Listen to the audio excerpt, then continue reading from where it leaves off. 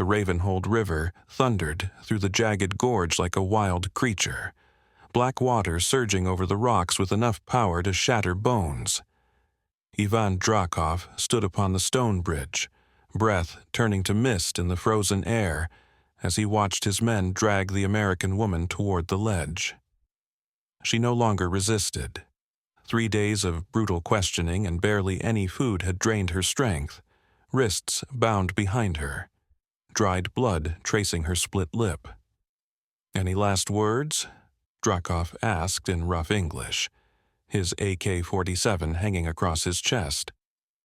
The woman, known only as Avery, a supposed aid worker who'd wandered into the wrong place at the worst time, lifted her head, those unyielding green eyes meeting his with defiance that had irritated him since capture. "You're making a mistake," she murmured. Drakov laughed. "The only mistake was you entering my mountains." He motioned to his men. 2 seized her arms while a third sliced the restraints. No need to leave plastic ties when the current would erase everything. They hoisted her over the railing. For a second, she hung above the furious black torrent 30 feet below, icy spray stinging her face. Then they released. She plunged soundlessly, the splash instantly drowned by the river's roar, vanishing beneath the surface. Drakov glanced at his watch. 30 seconds, 1 minute. The current here was merciless, the water barely above freezing. Even the strongest swimmer would last 2 minutes before the cold and lack of air claimed them. "She's finished," one of the men muttered in Russian. "Good, load up, the shipment won't move itself." They headed for their armored SUVs, rifles slung. Practiced killers who'd done this before. For 8 years, Drakov had smuggled weapons through these mountains. Bodies in the river were just part of the business. What he didn't know, what none of them knew, was that the woman they'd just consigned to the depths was Chief Petty Officer Avery Holt, U.S. Navy combat diver with 9 years in underwater operations, capable of holding her breath more than 9 minutes, and still very much alive beneath the black surface of the Ravenhold River, silently counting seconds while instincts trained by thousands of hours took control. Drop a comment and subscribe, because when Avery resurfaced, Ivan Drakov and his heavily armed crew would learn the deadliest enemy is the one you think you've already killed. Chief Petty Officer Avery Holt was 32, a Navy combat diver seasoned in demolition, ship hull inspections, mine disposal, and extreme breath hold dives. 5'8", athletic from years of relentless training. Dark brown hair plastered to her skull by river water, green eyes that had memorized every detail of Drakov's operation during captivity, and a thin scar on her left shoulder from a near career-ending mishap in basic underwater demolition SEAL training. She had been on a covert recon assignment in the Darrow Peak Range, posing as an aid worker to collect intel on weapons networks. The cover held for 2 weeks until someone tipped off Drakov's men. They snatched her from a hotel before she could signal extraction, interrogated her for 3 days, and concluded she was just an unlucky civilian who'd seen too much. They were half right. Now, as the freezing Ravenhold River swallowed her whole, Avery's training took command. She'd been submerged in colder water during Arctic drills, held her breath longer in qualification tests, and endured worse in SEER school: survival, evasion, resistance, escape. This was just another exercise, except failure meant death. Minute 1. Avery let the torrent pull her away from the bridge and Drakov's men. The current dragged her violently, rolling her under. Most would panic and waste oxygen thrashing. She stayed calm. Countless river insertions had taught her to trust the flow, to wait until chaos formed a rhythm. Her wrists were free, their mistake. She couldn't surface yet, they'd be watching for bubbles. She needed distance, then air. Minute 2. The cold was the true adversary. The Ravenhold was born of glacial melt, near 45 degrees Fahrenheit, lethal even without drowning. But Avery had trained in water this frigid before. Her body responded on instinct, shallow pre-breaths to stock oxygen, slowed pulse to conserve it, muscles loose to limit use. She read the current's rhythm, fast on the skin, steadier beneath. She drifted down 10 feet where it softened, swimming with the flow, adding her own power, distance growing fast. Minute 3. Her chest began to burn. Ordinary people would already be desperate, clawing upward and dying too soon. Avery's drills had taught her every signal of hypoxia, the creeping oxygen loss that ended divers. Stage 1 was discomfort. This was only discomfort. 6 more minutes of trained endurance left. She kept her strokes smooth driving downstream. The current curved her away from the bridge, around a bend, out of sight. More distance. Minute 4. Fire filled her lungs, every cell begging for air. Carbon dioxide swelled in her blood, panic pressing in. She refused it. She'd endured this in warm pools, icy tanks, open seas. Her best hold was 9 minutes 43 in training. This wasn't training, but she'd prepared for chaos too. She spotted a rock spur breaking the torrent, wedged behind it, bracing against the drag. The pause steadied her, buying seconds while oxygen slipped away. Minute 5. On the bridge above, Drakov climbed into his SUV. Fish food by now, he told Sergeant Pavel Orlov beside him, AK-47 resting on his knees. Even if she lived the fall, that river's 5-minute death. We're clear. The convoy of 3 dark SUVs rolled into the mountains toward their warehouse. 8 men, all veterans, confident killers, unaware of what was moving beneath the black surface. Minute 6. Avery's vision narrowed, edges dimming. Stage 2 hypoxia, judgment fading, coordination dying. She needed air soon, but not yet. She let go of the rock, letting the current whip her farther. The bridge vanished, the road gone. Good. Minute 7. Her body shifted into survival mode, blood flow rerouted to brain and heart, fingers numb from cold and lack of oxygen. She kicked upward, pushing through the weight of the river. The darkness above lightened. 20 feet, 15, 10, minute 8. She burst through the surface, gasping, drawing deep, measured breaths instead of frantic ones. 4 seconds in, hold 2, 6 out, restarting her system. The torrent still dragged her fast. She let it, angling toward the bank. Jagged rocks and scrub lined the edge. She caught a root, hauled herself up. Her legs barely obeyed, body frozen. But she was alive, and Ivan Drakov believed her dead. That made her dangerous. Avery crawled under the brush, assessing. 8 minutes, 20 seconds underwater. Not a record, but incredible in that cold. Now, the real fight was heat. The air near 50 degrees sliced through soaked fabric like knives. She had to dry, warm, plan. They'd stripped her of everything: phone, beacon, hidden weapons, jacket. All she had were drenched clothes, boots, and training. Enough. She knew Drakov's next move. During captivity, she'd pieced together his schedule. Weapons transferred tonight, Russian arms for separatists, a warehouse 15 miles up a mountain road, old Soviet concrete, ignored or bribed officials. That shipment had been her mission before capture. Now it was her objective again, and payback. Now she had a chance to finish the mission and make the men who tried to kill her pay. But first she had to survive.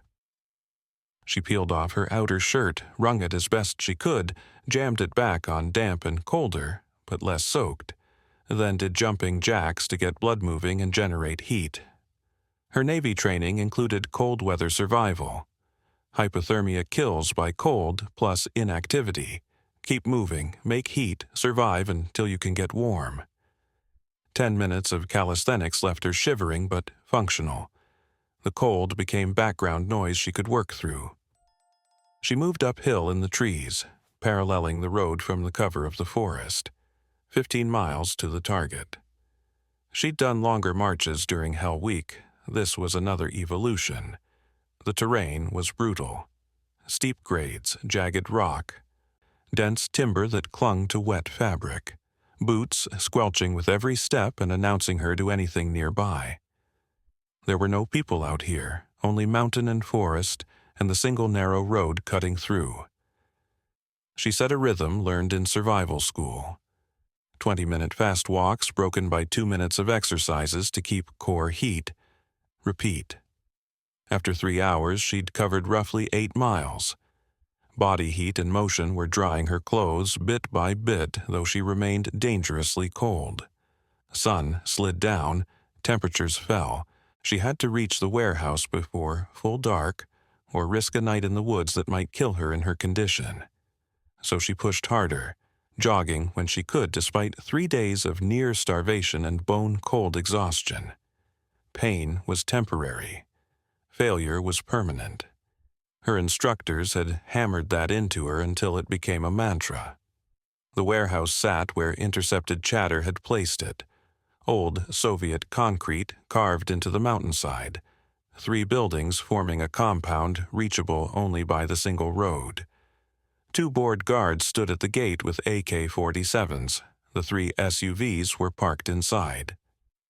From the tree line 500 meters out, Avery watched using reconnaissance tradecraft, counting 8 men from the vehicles, and 4 more posted around the compound. 12 in total, all armed. Against 12, surprise was her greatest weapon. They thought she was dead, which made her a ghost. She circled for weak points and found the rear bordered by a cliff, likely why rear security was light. The main gate was obvious and watched. The east side had a drainage culvert for spring runoff. She moved to it, a 3-foot concrete pipe that threaded under the fence just wide enough. She crawled in, breath echoing in the dark, water seeping around her already damp clothes. No difference. 50 feet of blind crawling by feel dumped her inside the compound near a storage shed. Inside the shed were tools, maintenance gear, fuel cans, spare parts, and a useful 2-foot crowbar. She armed herself with the steel bar and crept to a grimy window on the main warehouse. Through the glass she saw crates stamped with Cyrillic Russian military markings. Enough small arms and ammunition to arm a small war. Exactly what they were moving. Even Drakov was there with 5 men doing inventory. The other 6 were spread around the site. 2 at the gate, 2 on patrol, 2 in the guard shack. 12 against 1 is lethal for most, but Avery had been trained by the best to make impossible things happen. She waited until a patrolling guard passed her hiding spot, then moved, silent and fast, the crowbar connecting with the back of his skull with a hollow thunk. He folded without a sound. She dragged him behind the shed, stripped his AK-47, checked the mag. 30 rounds, 1 in the chamber.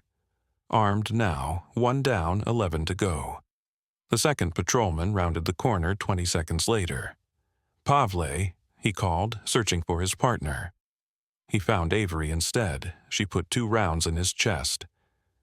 Suppressed fire would have been cleaner, but she had no choice.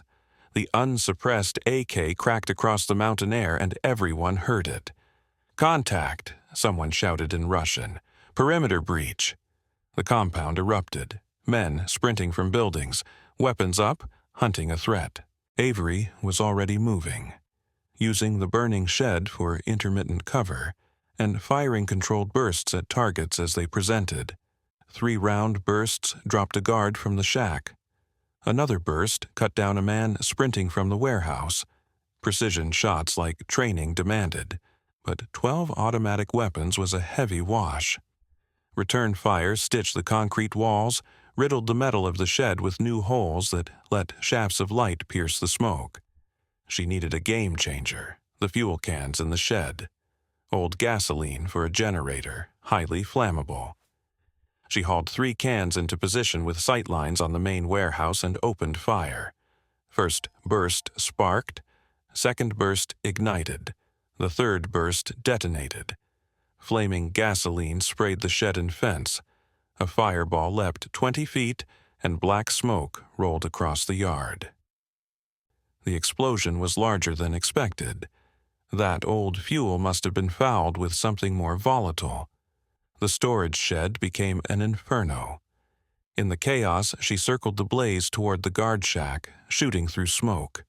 Another guard down, another, until her AK went dry. She dropped it, grabbed a fallen man's weapon, kept moving. Inside the warehouse, Ivan Dreykov screamed orders. "Attack! Take defensive positions!" Voices answered in panic. "Where's perimeter team? They're dead." "Someone's killing us. How many attackers?" "Multiple contacts." Dreykov hadn't grasped it yet. He didn't see that the threat wasn't a squad. It was one woman they'd thrown into a river. Sergeant Pavel Orlov read the pattern. "Single shooter," he said, analyzing the fire discipline. "Trained, military, exploiting confusion." "One person can't do this," Dreykov barked. "One person is doing it right now," Pavel shot back, AK tracking through the smoke. Whoever she was good. Avery tossed a flashbang taken from a guard.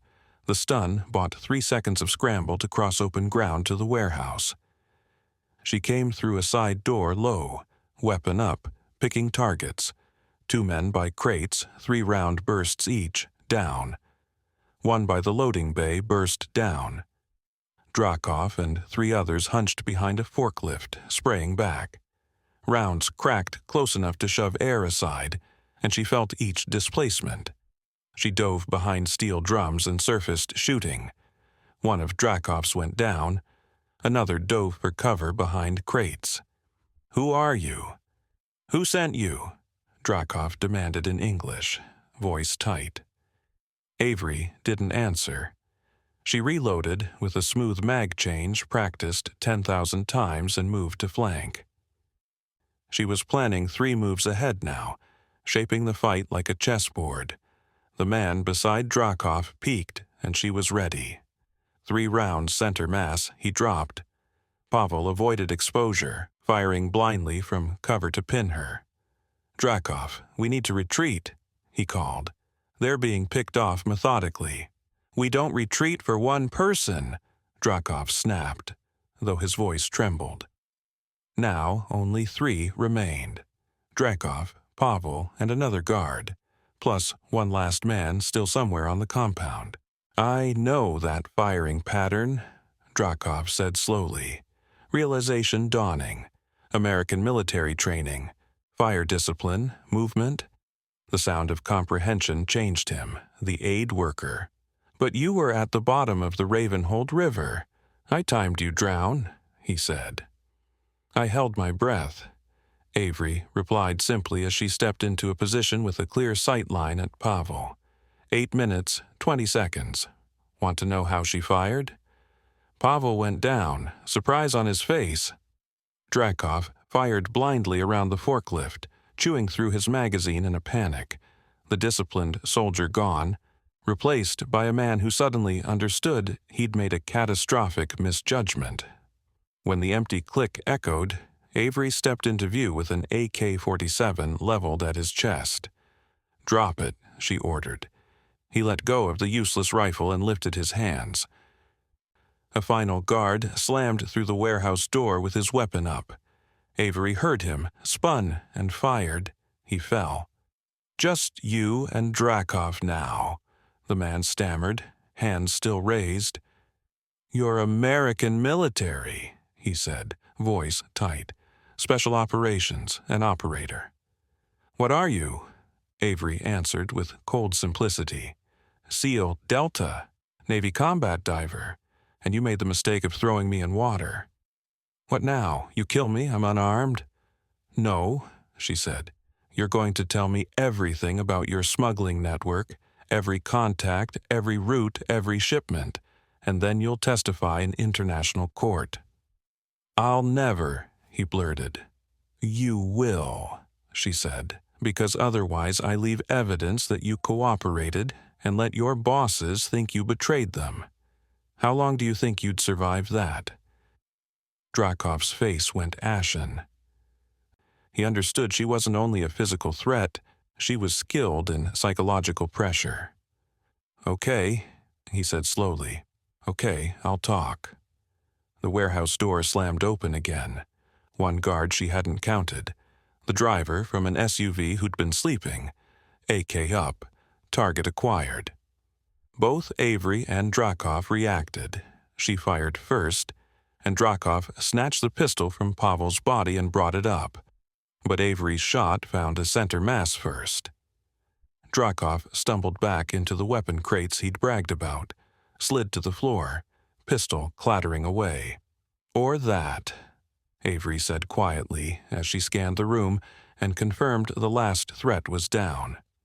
She secured the compound, accounted for all hostile contacts, and found a satellite phone in the guard shack. Her hands trembled as the adrenaline ebbed. She dialed the emergency line. "This is Chief Petty Officer Avery Holt," she said, giving serial and ID. "I need immediate extraction at these grid coordinates." She read the GPS. "Target compound secured. Primary objective complete. 12 hostile KIA. Package ready for intelligence recovery." "Chief Holt," the voice on the other end replied, shock apparent even through encryption. "You were listed MIA. Presumed KIA 3 days ago. Last known at a hotel." "I was captured, interrogated, and executed, thrown off a bridge into a river," she answered. "I survived. Long story. Send a helicopter." "Are you injured? Do you need medevac?" they asked. Avery looked herself over. Wet, cold, bruised, exhausted, but functional. Hypothermic, dehydrated, about 36 hours awake, but mobile and mission is complete. 2 hours for extract. We're launching in 2 hours. Copy. I'll hold. She hung up and collapsed onto a crate, letting exhaustion hit for the first time. She'd survived the river, held breath for over 8 minutes, hiked 15 miles in wet gear, and solo assaulted a compound of a dozen armed hostiles. Now she only had to stay awake for 2 more hours. She found a bottle of water and sipped slowly to rehydrate, discovered a jacket to pull over damp clothes, located something like a meat pastry and ate it without appetite, refueling mechanically. The compound was quiet except for the storage shed fire crackling. 12 men lay dead. Not how she'd wanted it, but they left her no choice. Drakov could have surrendered. He chose to fight. She pictured the bridge, the black water below, the certainty in Drakov's eyes that she was gone, the fall, the impact, the cold black closing over her head. And then the moment training took charge. Years of preparation compressed into automatic responses that saved her life. That, she thought, was what training was for. Not the easy days, but the impossible ones. The after-action took 3 days. Avery sat across from her commanding officer, Commander Laura Kincaid, in a secure debrief room at the station. "Let me get this straight," Kincaid said, rereading the report. "Drakov's men threw you off a bridge into a glacial river to kill you. You held your breath over 8 minutes, swam downstream in near freezing water, crawled out, hiked 15 miles hypothermic, infiltrated a guarded compound, and single-handedly eliminated 12 armed hostiles while operating captured weapons. I recovered weapons from hostiles, ma'am, and I wasn't that hypothermic, maybe mild stage 1, Avery replied. Kincaid stared. "Chief Holt, do you realize how insane that sounds? Over 8 minutes underwater, most would die of oxygen deprivation alone. Forget the cold. Ma'am, it was training application," Avery said. "Breath hold diving, cold water survival, land navigation, small unit tactics, improvised weapons employment, standard combat diver curriculum. Standard? Kincaid repeated, shaking her head. The intelligence from that compound will dismantle a major arms network across 3 countries. The weapons you stopped would have fueled conflicts for years. The documentation already led to 14 arrests, Avery said. Kincaid paused. We're recommending you for the Navy Cross. Avery shifted uneasily. Ma'am, I was completing my mission. Recon and intel gathering. I only did what was necessary. You went far beyond necessary, Kincaid said, leaning in. Chief, most operators, even highly trained ones, wouldn't have survived being thrown off that bridge. That you not only survived, but finished the mission and neutralized a whole hostile force is exceptional. With respect, ma'am, any combat diver could have done it. The training works, Avery said. Kincaid conceded maybe the training works, but you executed it, and then added, I need you to help us ensure more can do what you did. I'm assigning you to Training Command. You'll help develop the combat diver curriculum, incorporate lessons from this operation, and teach the next generation. Avery nodded slowly, ready to pass on what had saved her life so the next diver thrown in the deep would have the same automatic responses. Yes, ma'am, I can do that.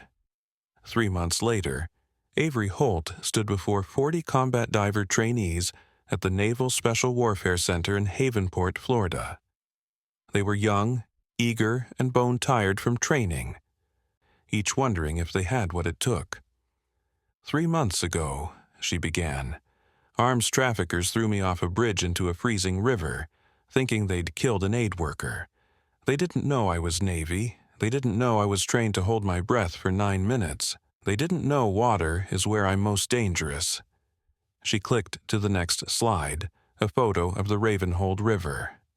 Every skill you're learning, breath hold diving, cold water ops, underwater navigation, physical conditioning, might feel like drills, but they're not. They're survival tools that save lives in the real world. She recounted the 8 minutes underwater, the cold, the 15-mile mountain ascent, the solo assault. The class hung on every word. The lesson isn't that I'm special, she said. It's that the training works. When those men threw me in that river, they thought they'd solved a problem. What they really did was drop a trained combat diver into her element and give her motivation. The river didn't kill me because my instructors had prepared me for exactly that. A student raised his hand. Chief Holt, what went through your mind when you hit the water? Avery thought back to the fall, the impact, the darkness. Honestly, I thought, this is just like the training pool, only colder and someone's trying to kill me. Then I started counting seconds, controlling breathing. Training took over. That's what training does. It gives you automatic responses when panic tries to take control. Another student asked, Were you scared? Terrified, she said plainly. Fear's information. It tells you the stakes are real and you need to perform. I was scared in that water. I was scared hiking that mountain in soaked clothes. I was scared storming that compound alone. But fear doesn't mean stop. It means execute, because your training has prepared you for this exact moment. After the briefing, several approached her. One said, Chief Holt, I can't break 4 minutes on my breath hold. After hearing your story, I'm going to push harder. Don't just push harder, Avery advised. Push smarter. Study physiology. Know what your body's doing as oxygen fades. Train your mind as much as your lungs. That 9-minute hold wasn't just physical, it was mental discipline. Control panic, trust training, and your body will follow. Another, a woman, stepped forward hesitantly. Chief, I'm one of 3 women here. Some think we don't belong, that we're not strong enough. What would you say to that? Avery met her eyes. I'd say 12 armed men thought they'd killed me, and they were wrong. Strength matters, but discipline and skill matter more. The river didn't care if I was male or female. It cared if I was trained. You're here because you've proven you can do this. Don't let anyone say otherwise. Years later, after moving from operations to command and finally senior instructor for the entire program, Avery trained hundreds of divers for missions worldwide. She built new breath-hold protocols from her Ravenhold experience, designed cold water survival courses that pushed limits, created scenarios for when everything went wrong. But she always remembered that river. The moment Drakov's men threw her off that bridge, convinced she was dead. The 8 minutes and 20 seconds underwater, fighting cold and hypoxia with nothing but training and will. The look on his face when he saw the woman he'd killed standing before him, armed and alive. The lesson wasn't revenge, it was readiness. Train until response replaces thought. Know your environment so deeply that what kills others becomes your strength. Ivan Drakov tried to kill her with water, but he failed because water was where she was strongest. He underestimated her, saw only an aid worker, a woman, an easy target, and died for it. That became her final teaching. Never assume, never underestimate, and never try to kill a Navy combat diver by throwing them in water. That's like trying to drown a fish in the ocean. The river had been Drakov's weapon. It became Avery Holt's salvation. Because she trained, because she was ready, because when everything fell apart, training was all she had left, and it was enough. Thanks for watching. Don't forget to subscribe for more incredible stories on Major Tom's Tales.